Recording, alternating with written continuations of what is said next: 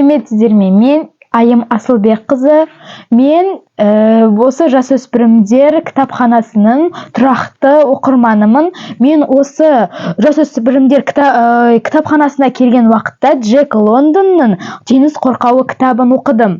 Бұл кітапта бізде әңгімелер, романдар айтылған. Бұл кітапта бізде «Теңіз қорқауы» кітабында өзіме көптеген ойлар түйдім. Мысалы, ол кезде мұңаятын да жерлерім болады, күлетін жерлерім де болады, ойланатын жерлерім де болады.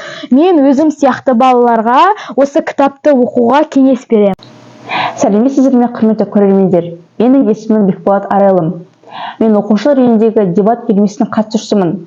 Мен осы жасөспірімдер кітапханасына келіп жүремін. Өзімнің жазғы демалысымды тиімді пайдалану үшін осы кітапты оқимын, осы жерге келемін. Сондағы ең қызықты болған кітап Бердібек Соқпақбаевтың «Балалық саяхаты» кітабы. Бұл кітаптағы қызықты оқиғалар өте көп. Ақынның бұл кезде отбасы туралы, өзінің мектебі туралы, балалық шағында қызықты шақтар, қызықты оқиғалар. Қазіргі жасөспірімдегі балаларға осы кітапты оқуға кеңес беремін. Өте қызықты.